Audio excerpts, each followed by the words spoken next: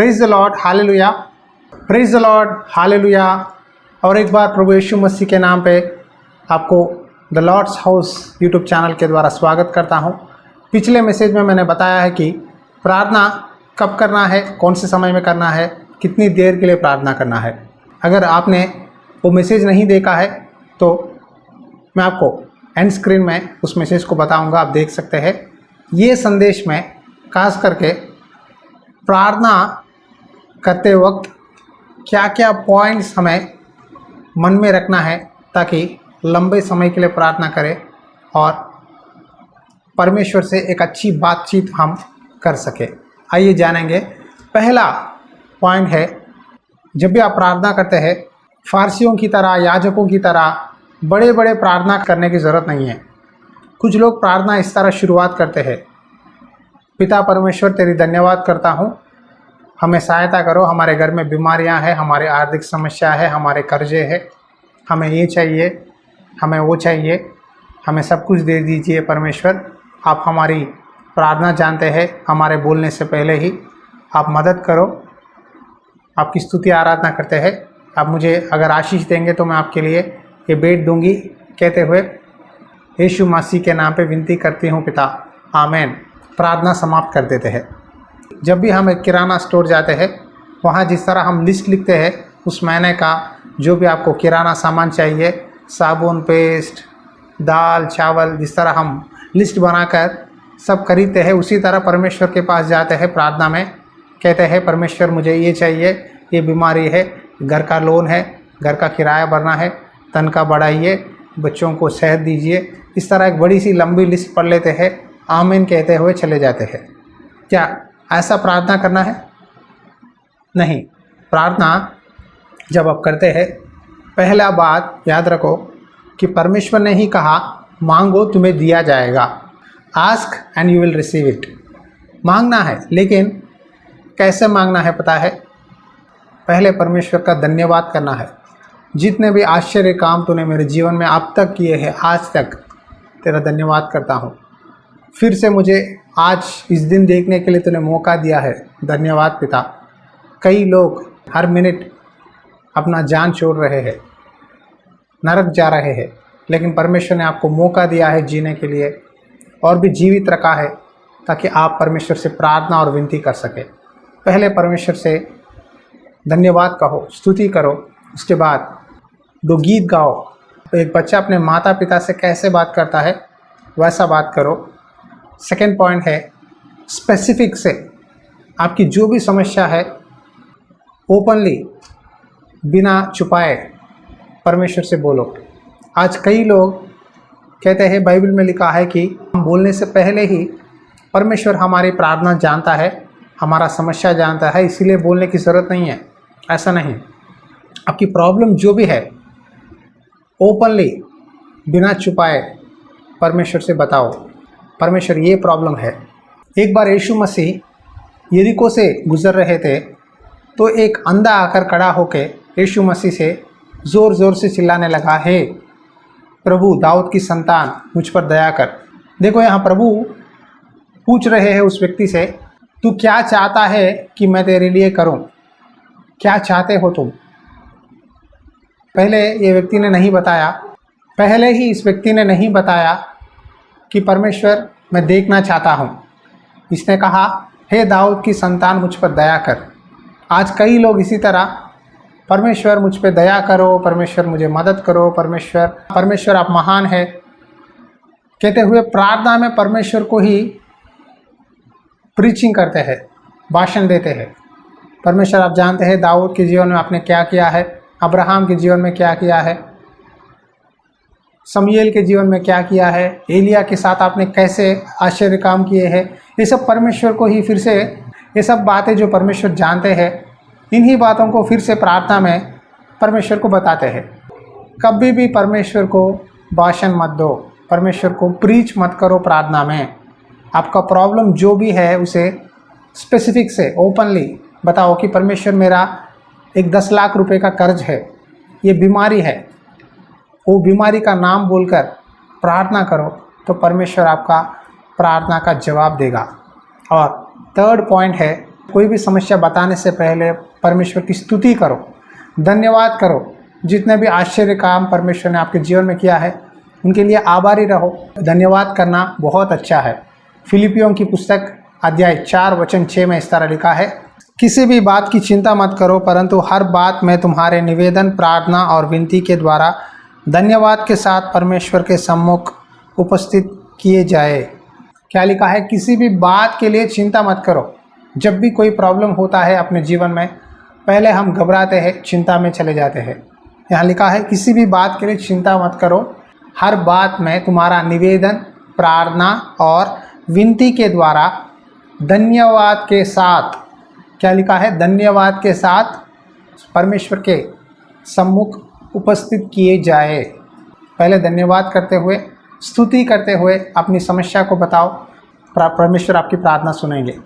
आप जानते हैं परमेश्वर क्यों दाऊद से बहुत प्यार करते हैं? क्योंकि दाऊद बहुत अच्छी तरह से धन्यवाद करता है, स्तुति करता है।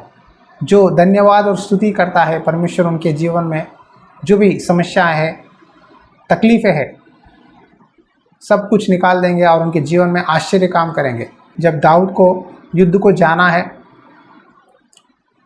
या कोई काम करना है, हर विषय में दाऊद परमेश्वर से पूछकर, प्रार्थना करते हुए, स्तुति करते हुए आगे बढ़ने लगा और परमेश्वर ने दाऊद के हर कामों में सफलता दी है। आज वही परमेश्वर आपके सामने है, आपकी स्तुति चाहता है। स्तुति करो परमेश्वर की, तब आपकी समस्याओं का जवाब जल्द ही आएगा। चौथा पॉइंट है कि मध्यस्थी करो। मध्यस्थी प्रार्थना करना बहुत ज़रूरी है। आप जानते हैं प्रभु यीशु मसीह आप क्या काम कर रहे हैं?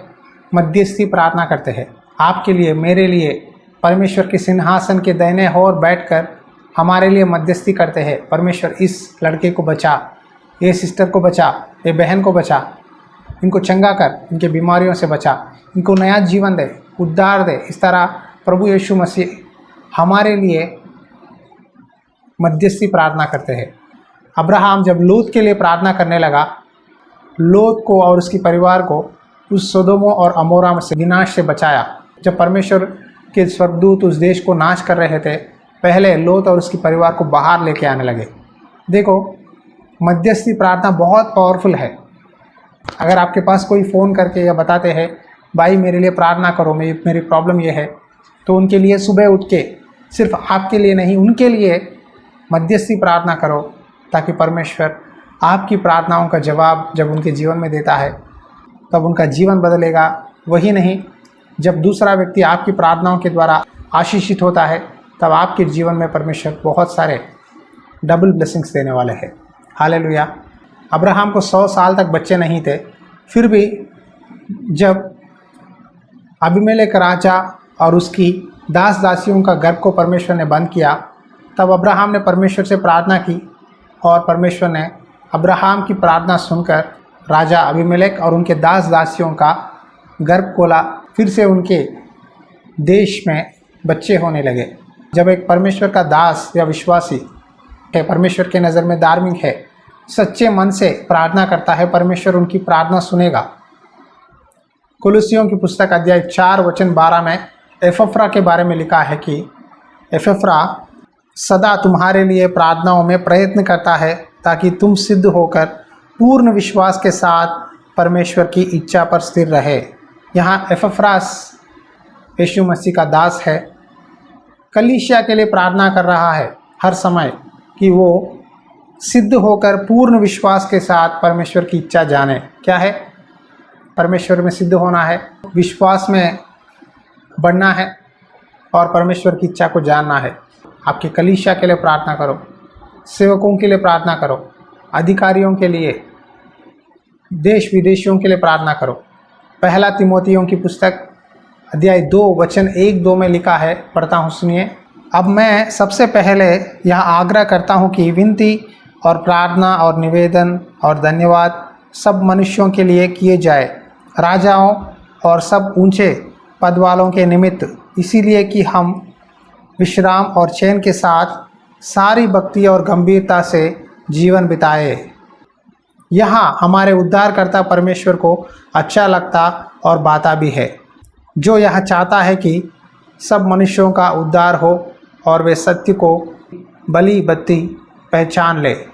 निवेदन, प्रार्थना, विनती, धन्यवाद सब मनुष्यों के लिए करना है, अधिकारियों के लिए, राजाओं के लिए, नेताओं के लिए, सेवकों के लिए, विश्वासियों के लिए, अविश्वासियों के लिए, सबके लिए प्रार्थना करना है। परमेश्वर को अच्छा लगता है जब हम दूसरों के लिए प्रार्थना करेंगे, खास करके मध्यस्थी प्रार्थना। समझ गए? आपकी प्रार्थना में पहले परमेश्वर की स्तुति करो, दिल खोल कर बताओ, धन्यवाद करो, मध्यस्थी करो दूसरों के लिए, सबके लिए प्रार्थना करो। यही परमेश्वर चाहता है, ताकि सब लोग उद्धार में आए, परमेश्वर के मार्ग में चले।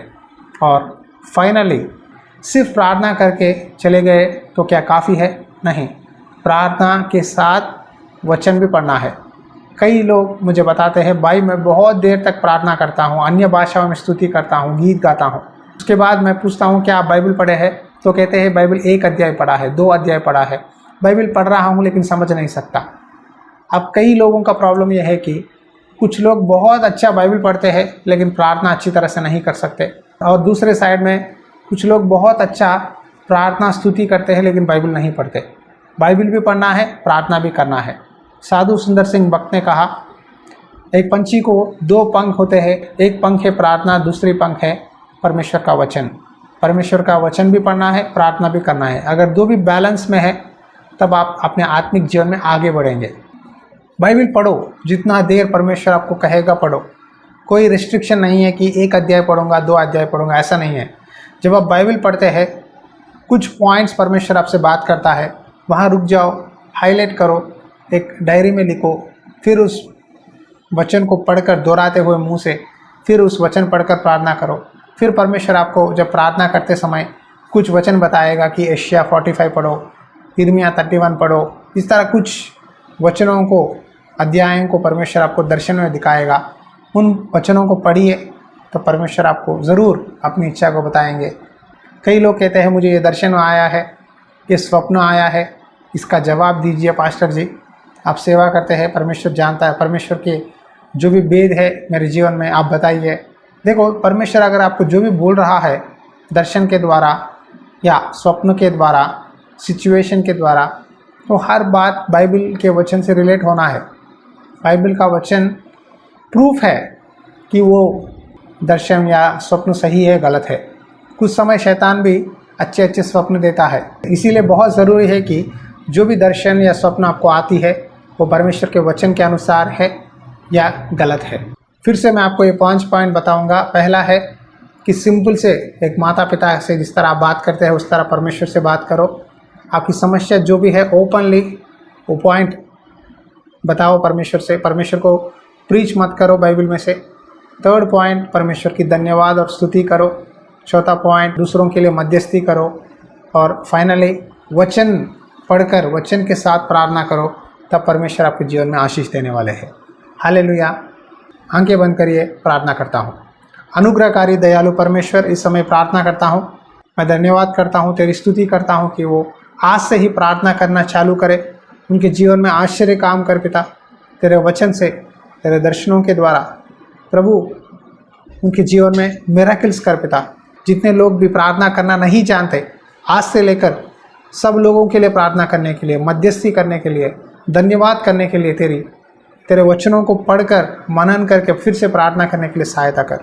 उनका जो भी समस्या है, बीमारी है, बलहीनता है, उन सारे चीज़ों को निकाल दे। यीशु मसीह नाम पे विनती करता हूँ परमेश्वर, आमेन। Praise the Lord. अगर आप इन वचनों के द्वारा कुछ सीख रहे हैं तो आप हमें कमेंट्स के द्वारा आपका राय बताइए। उसी तरह इस सेवकाई में बहुत ज़रूरतें हैं, मीडिया के इक्विपमेंट्स कुछ खरीदना चाहते हैं हम, ताकि सेवकाई को और भी अच्छी तरह से कर सके। अगर आप इस सेवकाई में भाग लेना चाहते हैं तो आपका भेंट भेजिए, ताकि परमेश्वर की नाम की महिमा हो सके। God bless you. परमेश्वर की आत्मा सदा आपके साथ बनी रहे, आमेन।